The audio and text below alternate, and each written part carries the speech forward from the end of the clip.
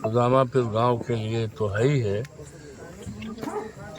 बल्कि इस घटना ने पूरे प्रदेश के लोगों के दिल में, और ये घटना बहुत ही दर्दनाक है, बहुत ही हृदय विदारक है, और इस घटना की निंदा करने के लिए कोई शब्द नहीं है। और ये सिलसिला भारतीय जनता पार्टी की सरकार में लगातार प्रदेश में ये सिलसिला जारी है।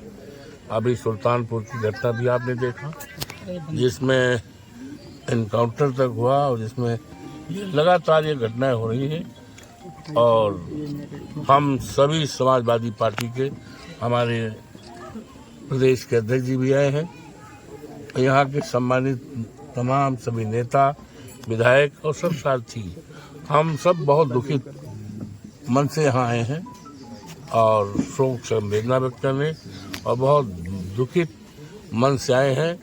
ये घटना बहुत ही दुखद है। इसके लिए सरकार जो वर्तमान है, भारतीय जनता पार्टी की सरकार पूरी तरह से जिम्मेदार है इस घटना के। और ये घटना इस बात का संकेत देती है कि प्रदेश में कानून व्यवस्था का कोई मतलब नहीं रह गया, जंगल राज है। और ये पूरा प्रदेश की महान जनता आज ऐसे अपराधियों की साया में ये जी रही है, और सभी लोग दुखित हैं।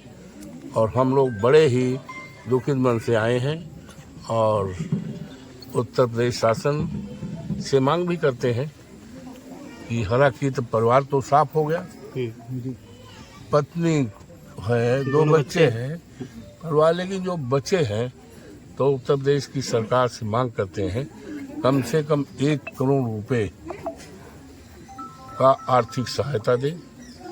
और जो जिम्मेदार, अब इसमें जब अगस्त के महीने में FIR हो गई थी, 18 अगस्त को हो गई थी जी। और FIR अपराध संख्या है 414 जी, हमने देखा है। तो उसमें जब इनकी तरफ से, पत्नी की तरफ से साफ साफ लिखा है कि आरोपी ने इनके साथ अश्लील हरकत किया, मारा भी, जात सूचक शब्द कहा, जान से मार देने की धमकी का, और ये यहाँ तक कहा आप रिपोर्ट करोगे जान से मार देंगे। और ये भी शंका व्यक्त किया कि अगर हमारे और हमारे पति के साथ कोई घटना इस तरह होगी तो उसका जिम्मेदार चंदन वर्मा ये है ना जी। तो पुलिस ने इसको बहुत ही हल्के हाथ लिया, जिसका नतीजा है कि आज ये दर्दनाक घटना होगी।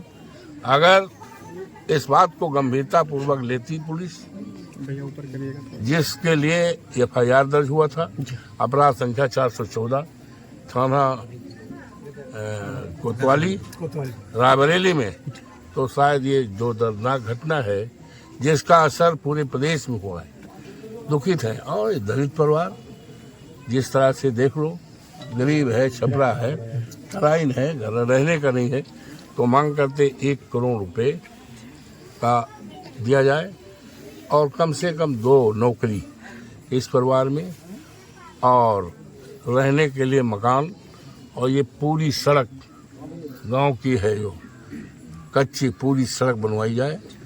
और इसमें जांच करके जो पुलिस के लोग जिम्मेदार हैं, इन्होंने 414 ये जो FIR हुई थी पूनम की तरफ से, उसको गंभीरता पूर्वक उस पर ध्यान नहीं दिया, लापरवाही बरता, उपेक्षा बरती, तो उसके खिलाफ भी जांच करके कड़ी से कड़ी कार्रवाई की जाए। और दूसरी दर्दनाक बात यह है कि कितनी दर्दनाक बात है कि वो बाप, जिस बाप ने बेटे को पैदा किया हो, अब वो बाप अपने उस बेटे के अंतिम विदाई में या उसके दाह संस्कार में न शामिल हो पावे, उसका और उसकी बहन न शामिल हो पावे, उसकी और बेटी परिवार के, और उसको कौन सा ऐसा था कि आनन फानन में एक तरफ लाश पड़ी है दोनों की और 2 बच्चों की, और दूसरी तरफ यह है कौन सी ऐसी जरूरत पड़ गई कि मुख्यमंत्री के यहाँ लेकर गए, अपने बच्चे को, अपने नाती को, अपनी बहू के दाह संस्कार में शामिल है। ये दर्दनाक घटना है और इसकी भी जितनी निंदा की जाए थोड़ी है। तो ये सब है और समाजवादी पार्टी पूरी तरह से समाजवादी पार्टी इस दुखद घड़ी में साथ में है, इस परिवार के साथ है और हर संभव सहायता भी करेगी।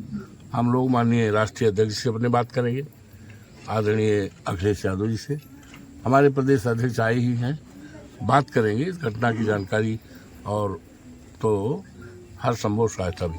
सर, इस चंदन वर्मा का एनकाउंटर हुआ, उसको तो फर्जी नहीं ठहराएंगे? देखो ऐसा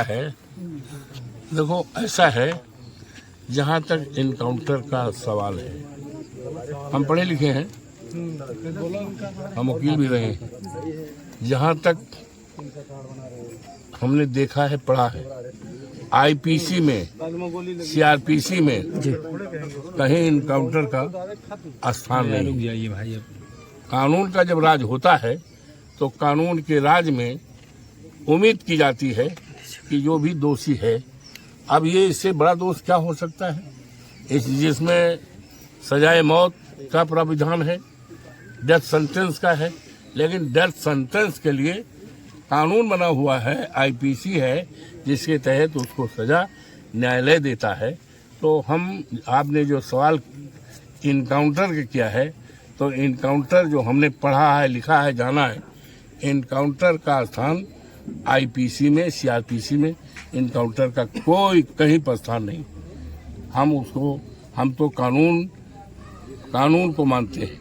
ये अदालत को, न्यायालय को अधिकार है कि कानून के तह में लाकर, कानून के परिधि में लाकर और उसको कड़ी से कड़ी कार्रवाई।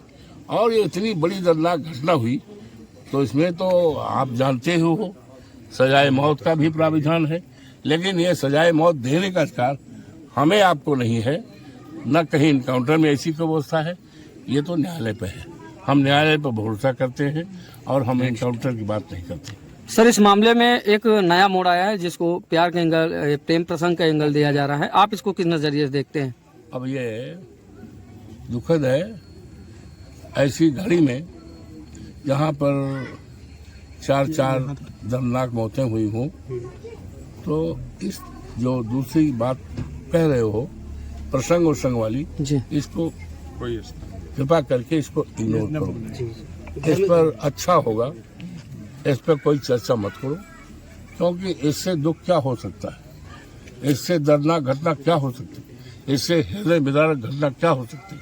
तो आपसे हाथ जोड़ के प्रार्थना है कि जो बात हमसे पूछना चाहते हो, इस पर अगर अब तो सब कहानी खत्म हो गई है, सारा कुछ रह ही नहीं गया है, तो इसको पूछने का और बात रखने का मैं समझता हूँ न तो कोई इसका औचित है, न इसका समय है। हाथ जोड़ के प्रार्थना है इस मुद्दे पर आप लोग बहुत ही संवेदनशीलता के साथ मृतक परिवार के प्रति शामिल हो और जो दोषी हो उनको केवल जो हिंदुस्तान के कानून में कड़ी से कड़ी सजा है, सजा दिलाने की बात करो और परिवार के प्रति संवेदना व्यक्त करो और जो हो सके मदद करो। यही आपसे हम चाहते हैं।